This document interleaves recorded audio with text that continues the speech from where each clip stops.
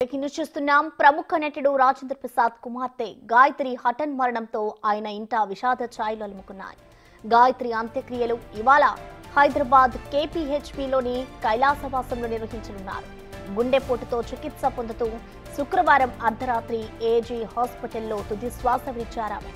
అనంతరం కూకట్పల్లిలోని రాజేంద్ర ప్రసాద్ నివాసానికి గాయత్రి భౌతిక కాయాన్ని తరలించారు. విషయం తెలుసుకున్న సినీ రాజకీయ ప్రముఖులు రాజేంద్ర ప్రసాద్ ఇంటికి తరలివచ్చి మనోధైర్యం చెప్పారు. రాజేంద్ర ప్రసాద్ కి కుమార్తె, కుమారుడు ఉన్నారు. చిన్నప్పటి నుంచి కుమార్తెను ఎంతో అల్లారుముద్దుగా పెంచుకున్నారు రాజేంద్ర ప్రసాద్. చిన్న వయసులోనే గాయత్రి మరణంతో రాజేంద్ర ప్రసాద్ పుట్టేడు శోకంలో మునిగిపోయారు.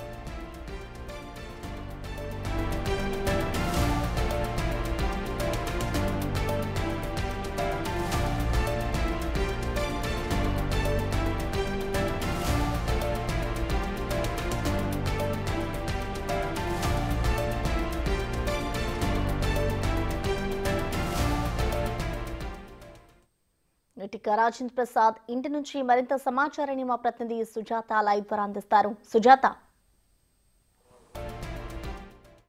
అటు రాజేంద్ర ప్రసాద్ కూతురికి సంబంధించినటువంటి గాయత్రి గారు శుక్రవారం అర్ధరాత్రి సమయంలో అటు గుండెపోటుతో మరణించారు. ప్రస్తుతం అయితే మాత్రము బంధువులు, స్నేహితులు, అదేవిధంగా కుటుంబ సభ్యులంతా కూడా ఇక్కడ గాయత్రిని చూడడానికి వచ్చినటువంటి పరిస్థితి ఉంది. చూస్తున్నాం కదా, నిన్నటి నుంచి ఉదయం నుంచి అటు కుటుంబ సభ్యులు కన్నీరు మున్నీరు అవుతున్నారు. బంధుమిత్రులంతా కూడా ఇక్కడికి చేరుకొని అటు గాయత్రి పార్థివ దేహానికి నివాళులర్పిస్తున్నటువంటి పరిస్థితి ఉంది పూలతో.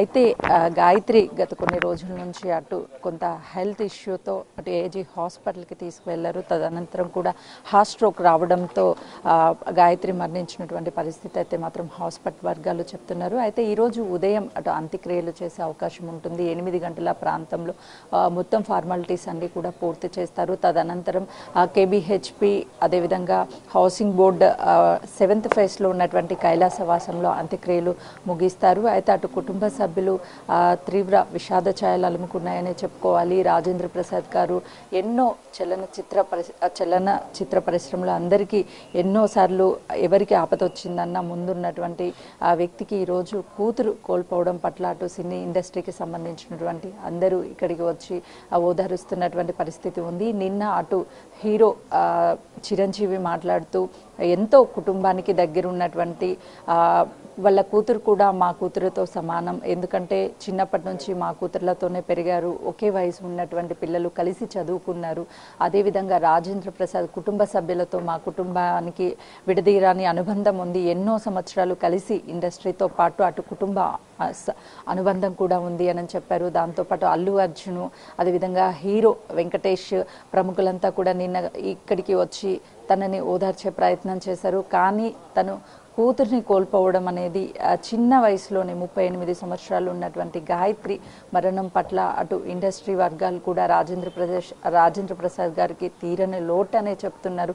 ఎంతో ఇష్టంగా పెంచుకున్నటువంటి కూతురు కళ్ళ ముందే ఇలా ఇక లేరు, ఇక రారు అన్న వార్త విని ఒక్కసారిగా కుప్పకూలారనే చెప్పుకోవచ్చు. అటు శివాజీ కూడా ప్రస్తుతం అయితే మాత్రము ఇక్కడికి వచ్చారు. రాజేంద్ర ప్రసాద్ గారితో మాట్లాడుతున్నారు. వాళ్ళ కుటుంబ సభ్యులను కూడా పరామర్శిస్తున్నారు. నిన్న నుంచి అయితే సినీ ఇండస్ట్రీతో పాటు రాజకీయ నాయకులంతా కూడా ఇక్కడికి వచ్చి రాజేంద్ర ప్రసాద్ గారికి ధైర్యం చెప్పే ప్రయత్నం చేస్తున్నారు. ఎందుకనంటే ఒక కూతుర్ని కోల్పోతే ఆ బాధ వర్ణాతీతం అనే చెప్పుకోవాలి. మరోవైపు రాజేంద్ర ప్రసాద్ గారు చిన్న వయసులోనే తల్లిని కోల్పోయారు. తల్లిని కోల్పోయిన తదనంతరం కూడా కూతురులోనే తల్లిని చూసుకుంటున్నాను, ప్రతి తండ్రి కూడా కూతుర్ని ఒక తల్లిలా భావించాలి, తల్లిని చూసుకోవాలి అని చెప్పినటువంటి మాటలు అందరినీ కూడా కలిచివేస్తున్నాయి. ఈరోజు ఒకవైపు తల్లి లేకపోవడం, మరోవైపు తల్లిలాగా చూసుకుంటున్నటువంటి కూతురు లేకపోవడం పట్ల అటు రాజేంద్ర ప్రసాద్ గారు కన్నీరు మున్నీరు అవుతున్నారు. ఆ కష్టం, ఆ బాధ అనేది ఎప్పటికీ మర్చిపోలేనిది అని చెప్పుకోవచ్చు. మరోవైపు ఇటు రాజేంద్ర ప్రసాద్ గారికి కూతురు లేరు, మరోవైపు గాయత్రి గారు లేకపోవడంతో గాయత్రి కూతురు కూడా అమ్మని కోల్పోయారు.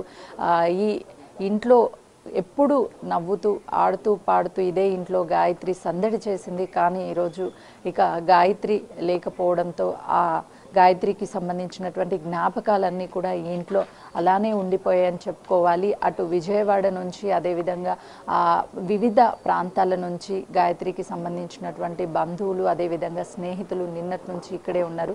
సినిమా యాక్టర్స్ కూడా, ఎందుకంటే రాజేంద్ర ప్రసాద్ గారి అందరితో ఎంతో పరిచయస్తుడు. అదేవిధంగా అందరికీ ఏ కష్టం వచ్చిందన్నా సరే తను ముందుండి ఆ కష్టాన్ని తీర్చేవాళ్ళు. అలాంటి రాజేంద్ర ప్రసాద్ గారికి ఈరోజు పెద్ద కష్టం రావడంతో, కూతుర్ని కోల్పోవడంతో అటు సినీ ఇండస్ట్రీ కూడా పెద్ద నటులు కూడా ఇక్కడికి వచ్చి తనకి ఓదారుస్తున్నటువంటి ప్రయత్నం చేస్తున్నారు. అయితే మొత్తానికి ఈరోజు 10 గంటల ప్రాంతంలో అయితే మాత్రము గాయత్రికి సంబంధించినటువంటి అంత్యక్రియలు మొత్తం కూడా 10-10:30 ప్రాంతంలో అయిపోయే అవకాశం ఉంటుంది.